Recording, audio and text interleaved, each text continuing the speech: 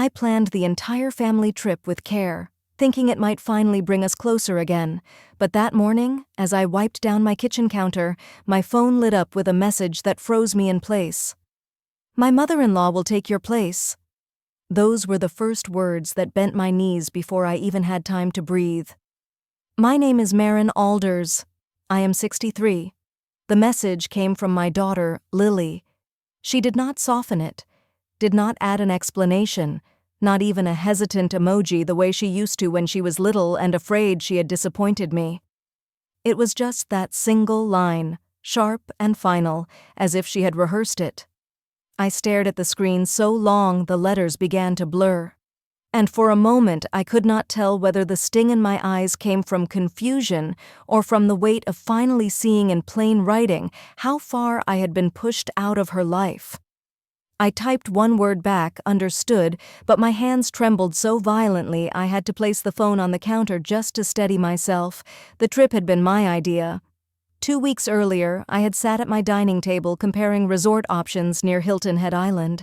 I had chosen a place with a big pool for Lily's stepson, a quiet spa for her mother-in-law, Eleanor, and a small balcony where Lily and I could drink morning coffee together. I paid the deposit from the savings Daniel, my late husband, always insisted I keep tucked away for something good. Back then I still believed that something good would include her. As I stood in my kitchen replaying the past months, pieces began to fall into place. Lily brushing off my restaurant suggestions, Eleanor correcting my pronunciation of menu items. The way Tyler, my son-in-law, looked at Lily whenever I spoke too long, as if reminding her to stay polished. None of it had seemed big enough to worry about at the time. Now all those moments seemed to be pointing to this one message, this quiet, devastating replacement. I picked up my phone again, not to respond, but to reread what she had written. The sentence sat there like a closed door, one she had decided I no longer had the key to. My chest tightened, but beneath the ache, something else stirred, something steadier, something that did not crumble as easily as my heart had. I set the phone down and drew a long breath. Already feeling the beginning of a shift I could not yet name. I had spent so many years stepping aside for Lily, making room for her life to grow. This time I felt the faintest flicker of a different instinct, one that would carry me into everything that came next. Lily didn't call after the message. She never did when she knew she'd gone too far. It was the same pattern that had followed us for years. Silence first, apology later. Distance always lingering in between. I sat at the table, the same one where she once did her homework, and let my mind drift back to the moments I had brushed aside. They came quickly, sharper than I remembered. The first was at Tyler's promotion dinner last spring. I'd worn a simple navy blouse. Eleanor Powell had approached me with her usual tight smile. "Marin," she said lightly, "you're so brave for wearing navy at an evening event. It's so practical." I'd laughed it off, even though I knew what she meant. Lily had pulled me aside later and whispered, "Mom, please just try to match the family vibe next time." Eleanor's friends notice everything. Then there was the afternoon Lily invited me to see the new house she and Tyler had bought. I'd brought a basket of homemade rolls, her favorite growing up. Eleanor accepted them first, turning the basket carefully. "Oh my," she murmured, "how rustic." Tyler's colleagues bring pastries from that little French bakery on King Street, but homemade is charming. Lily didn't defend me. She didn't even meet my eyes. Later in the kitchen, she said quietly, "Mom, Eleanor's just particular. Don't make it a thing." Another cut. Another bandage I placed over my own heart. The shift grew worse after the wedding. Lily started using phrases she never had before presentation. Standards, fitting in. She wanted so badly to match Tyler's world, a world where appearances mattered and casual warmth was seen as a flaw. Once when I suggested a simple family picnic, she sighed. "Mom, can we please do something more polished? Eleanor says picnics look messy." "They're not messy," I said gently. "They're memories." Lily exhaled, her patience thin. "You just don't get what this family expects." That sentence had stayed with me longer than I'd ever admit. Not this family, not my family, Hers, Tyler's, Eleanor's.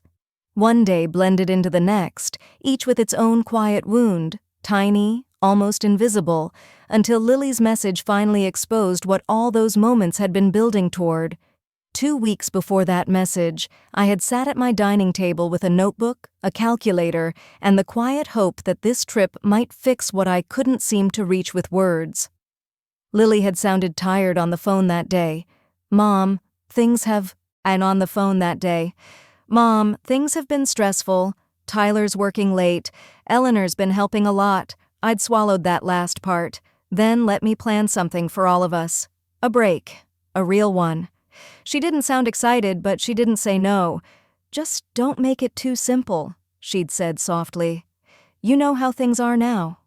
So, I spent 3 evenings comparing rates, reading reviews, and calling customer service lines. When the resort clerk told me the family suite at Hilton Head came with a balcony big enough for morning coffee together, I said, "That sounds perfect." Even though the price made my stomach tighten, I paid the deposit from the account Daniel always told me to keep untouched for a good moment, he used to say. The clerk even pulled up an old Hilton account under Daniel's name and attached the booking there for extra benefits. Though I barely paid attention, I thought this might finally be it. When I told Lily the reservation was confirmed, she paused before replying, "That's nice, Mom. Eleanor will appreciate the thought. Not thank you." Not "I can't wait." Just a quiet shift that I pretended not to hear. I didn't know then that the gift I was building would become the doorway to the moment she decided I no longer belonged. 2 days after Lily sent the message, I went to the church potluck because staying home felt worse. I walked in carrying a bowl of macaroni salad, trying to steady my breath, but Mrs. Hanford was already waving at me. "Marin, excited for your Hilton Head trip?" she called out warmly. "Lily posted the cutest photo yesterday. You 3 looked ready for vacation." I froze. "You mean them?" I corrected quietly. "Not me." She blinked. "Oh," I thought. Well, she mentioned a family suite. Before I could answer, another woman chimed in. "I saw Eleanor shopping with Lily on King Street. Matching hats. Adorable." My fingers tightened around the bowl. "They didn't invite me," I said, the words barely slipping out. An awkward silence spread.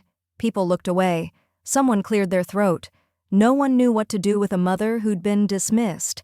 I excused myself early. At home, I opened my phone only because it buzzed again. Lily had posted a series of photos. Eleanor holding up a beach cover-up, Lily laughing. Tyler commenting, "My favorite women under one picture."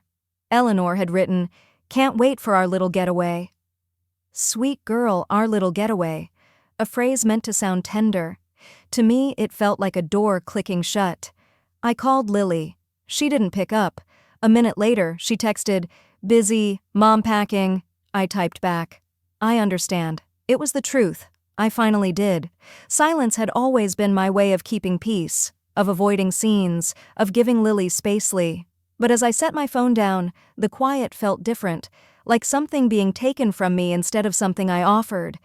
After the potluck, I went home and sat on the edge of my bed, still holding my phone. The word "understood" stared back at me from the screen. It looked calm, obedient even, but it didn't feel that way inside me anymore. Something had shifted quiet, steady, undeniable. I opened the drawer of my nightstand and pulled out an old photo of Lily when she was 5, grinning with popsicle stains on her shirt. I ran my thumb across her cheek in the picture. "I don't know how we got here," I whispered. The house felt too still. I stood and walked into the guest room, Daniel's old office. I hadn't opened his storage boxes since he passed. Grief had always stopped me halfway, but that night, grief didn't hold me. Something else did. I knelt beside the largest box and lifted the lid. Inside were folders, envelopes, receipts, all labeled in Daniel's tidy handwriting. One tab caught my eye. Travel accounts, another Hilton partnership. I whispered his name before I even realized it. "Daniel, what did you do?" I opened the first folder. It held old letters, loyalty documents, partnership notes, and an account summary with my name on it, Marin Alders. There was a handwritten line from him at the bottom of one page in case you ever need control again. My breath caught. All these years, I thought Daniel simply managed our travel points, booked our vacations. I never knew he'd added my name to everything: ownership stakes, credits, booking authority. I had legal control of all of it. A tear slipped down my cheek, not from sadness, but from something sharper. "You always protected me," I murmured. I sat back on my heels, the folder open across my lap. I didn't know exactly what I would do yet, but I felt something I hadn't felt in a long time. Solid ground beneath me. The strength I thought I'd lost wasn't gone. It had been lying quietly in Daniel's handwriting, waiting for me to open the box. I carried the folder to the kitchen table, the same spot where I had planned the trip only weeks earlier. The papers inside were older than I expected, some dated nearly 20 years back, but every line was clear, every signature still sharp. Daniel had taken care of things quietly, the way he always did. I called the resort's customer service line listed on one of the documents. A woman answered, cheerful and professional. "This is Hilton Coastal Properties. How can I help you today?" "My name is Maren Alders," I said. "I believe I have an account connected to several loyalty files and an ownership note under the Hilton Head portfolio." She asked for the account number. I read it off one of the papers. There was a pause longer than a typical search. "Oh," she said finally. "Mrs. Alders, yes, you're on the primary access list. You have full booking authority and credit control on the Hilton Head family suites. Primary," I repeated, "not secondary." "Primary," she confirmed. "Your late husband assigned full rights to you. I can walk you through the details if you want." I pressed the phone closer to my ear. "Please?" She explained everything. Daniel had purchased a small ownership share in that specific Hilton Head property decades ago, back when we took Lily there as a child. He had accumulated loyalty credits worth several full vacations. My name was tied to every reservation, change, refund, and modification. Without my approval, no booking connected to that suite could be completed by the time she finished. My hands had stopped shaking, so if someone else tried to adjust the reservation, it wouldn't process. She said gently, "Only you can authorize changes." I thanked her and hung up. For a moment I didn't move. I just stared at the spread of papers, my name written again and again in Daniel's handwriting, his quiet faith in me looping across every page. I whispered, "You left me more than memories." In that silence, something tightened in my chest. Not grief, not anger, but a steady rising strength. I wasn't powerless. I had never been. I just hadn't looked in the right place. The next morning, I made coffee, set the folder beside me, and dialed the resort again. My voice felt steadier than it had in weeks. "Mrs. Alders," the same representative greeted. "How can I help you today?" "I need to make changes to an existing reservation." I said, "Family suite, Hilton Head, under the Alders account." She pulled it up. "Yes, I see it here, set for next week. What would you like to adjust?" "Cancel the entire reservation," I replied. There was a soft pause. The whole suite, everything connected to that booking. She confirmed my identity, then said, "The full deposit will be refunded to the primary account on file, which is yours. The loyalty credits will also return to your balance." "Good," I said quietly. She hesitated. "Do you want to leave a note for the other guests? They might arrive expecting no." I cut in, "But gently they'll manage." When I hung up, the house stayed completely silent. No rush of satisfaction, no anger, just a calmness that felt almost foreign, as if someone had turned the volume down on every part of my life that had been screaming. I opened the refund email a moment later. My name was on the confirmation. My control. My decision. As I sat back, I whispered, "Daniel, you knew I'd need this someday." I didn't text Lily Hutkya. I didn't warn her. She'd replaced me without hesitation, without a second thought. I simply let the consequences of her choice catch up to her in their own time. Power didn't have to be loud, not anymore. I placed the folder on the table, smoothed the cover, and felt the quiet begin to work inside me. I was finishing a load of laundry when my phone buzzed 3 times in a row. I didn't rush to check it. I already knew what day it was, the day they planned to leave for the trip I had paid for, organized, and then quietly reclaimed. When I finally picked up my phone, the first message was from Lily. "Mom, something's wrong. They don't see our reservation." A second came seconds later. "They're saying the suite was canceled. Can you call?" Before I could even process them, the phone rang. Her name lit up the screen. I answered. "Lily."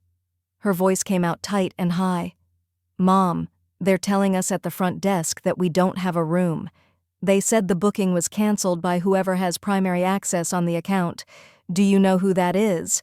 "Behind her," I heard Eleanor snapping. "Ask her why she didn't warn you."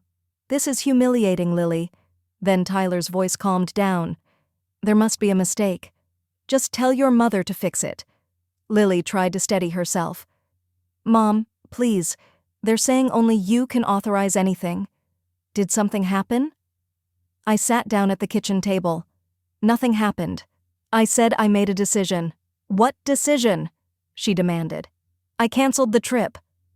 There was a full second of silence. Then Lily's breath caught. "You? What?"